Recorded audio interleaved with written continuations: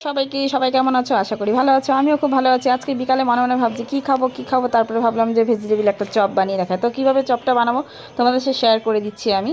এখন দেখো, আমি এখানে কিন্তু সব কিছু গ্রেট করে নিয়েছি। তারপর তেলের মধ্যে দিয়ে দিলাম, এর মধ্যে কাঁচা লঙ্কা দিয়ে দিলাম। দিয়ে দেওয়ার পরে এখানে আমি একটা সিদ্ধ করে রেখেছিলাম আলুটাকে আমি ভালো করে গ্রেট করে নেব। দেখতেই পাচ্ছ আমি কেমন করে মেশিন দিয়ে গ্রেট করে নিচ্ছি। গ্রেট করার পরে আলুটাও দিয়ে দেবো এর মধ্যে। এদিকে কিন্তু অন্যদিকে আমি দেখো বাদাম ভাজা বসিয়ে দিয়েছি, যেহেতু বাদাম না দিলে তো চপ একদম ভালো লাগে না।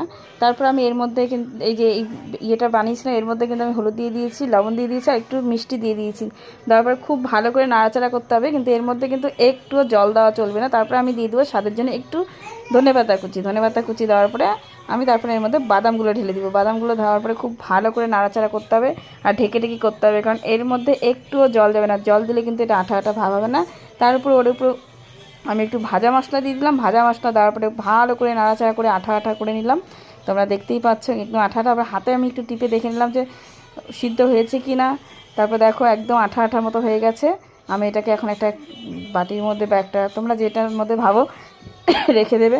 রেখে দেওয়ার পরে তারপর ভালো করে হাতের মধ্যে নিয়ে এটা একটা শেপ করে নিতে পারো, যে যেরকম শেপ করে। আমি লম্বা লম্বা শেপ দিলাম, এখানে একটু লম্বা লম্বা করে শেপ দিয়ে এখানে দেখো একটুখানি কর্নফ্লাওয়ার আর ময়দা গুলিয়ে রেখেছিলাম, তার মধ্যে আমি চুবিয়ে তারপরে এখানে বিস্কুটের গুঁড়া দিয়ে আবার সেম প্রসেস করে সেম ওরকমভাবে আরও আমি বেশ কয়েকটা বানিয়ে নিলাম। কয়েকটা বানানোর পরে আমি তেলের মধ্যে ভেজে নিলাম।